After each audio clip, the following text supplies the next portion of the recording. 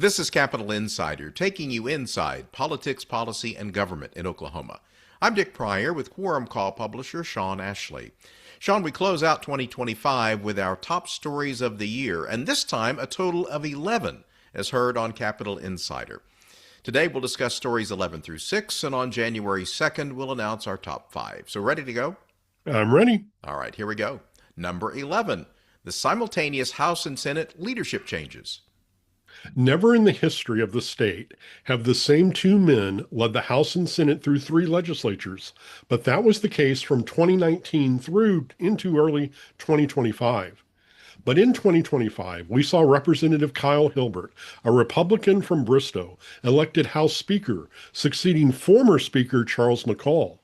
We also saw Senator Lonnie Paxton, a Republican from Tuttle, replace Senate President Pro Tem Greg Treat, who had held that post from 2019.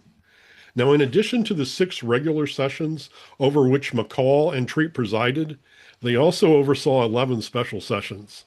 We haven't seen any special sessions so far with Hilbert and Paxton. Story number 10, the unusual number of bills that went into effect without the signature of Governor Kevin Stitt. 305. That's not only unusual, but it's a record, and a record that will be hard to break. A bill becomes a law without the governor's signature when the governor neither signs nor vetoes a bill while the legislature is in session. Stitt told me in May he was signing only bills he thought would move Oklahoma forward. If a bill didn't do that and didn't move the state backwards, Stitt said he was allowing them to become law without his signature, and he did that 305 times. Number 9 is closely associated with that, and it's Governor Stitt's governance by executive orders. Governor Stitt issued at least a half dozen executive orders in 2025 that directed a variety of agencies to do certain things, and in some cases, told them how to do that. A January executive order, for example, addressed colleges and universities and their implementation of new name, image, and likeness procedures, NIL. In April, he directed every state agency to report how many state employee positions had been converted to contract work as part of an effort to get a handle on state spending. And in the summer, Stitt issued his Make Oklahoma Healthy Again executive order that affected the State Department of Education, the Department of Corrections, the Department of Environmental Quality, and of course, the Department of Health. Top story number 8, Oklahoma business courts ruled unconstitutional. Governor Stitt had called on the legislature for several years to create business courts, specialized courts that would be overseen by judges with experience and knowledge in complex business matters. In 2024, he made laying the groundwork for business courts a requirement for not vetoing the next fiscal year's budget, and lawmakers went along with him. In 2025, actually creating the courts was part of that year's budget agreement. But the legislature and the governor violated the Oklahoma Constitution in creating the courts, the Supreme Court ruled in October. Specifically, the court said the Constitution lists the types of courts the legislature can create, and business courts were not among them.